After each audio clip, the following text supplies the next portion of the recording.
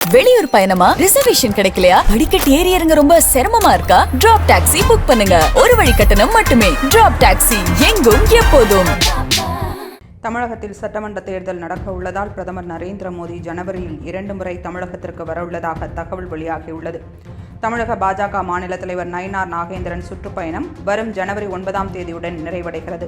சுற்றுப்பயணம் நிறைவு விழாவில் பங்கேற்பதற்காக பிரதமர் நரேந்திர மோடி அல்லது அமித்ஷா ஆகிய 2 பேரில் ஒருவர் தமிழகம் வருவார்கள் என்ற தகவல் வெளியானது. அதைத் தொடர்ந்து ஜனவரி 28ஆம் தேதி அன்று கன்னியாகுமரியில் நடைபெறும் ஒரு முக்கிய நிகழ்ச்சியில் பங்கேற்க பிரதமர் நரேந்திர மோடி தமிழகம் வரவுள்ளார். அண்மை செய்தியை பார்த்துக் கொண்டிருக்கிறோம்.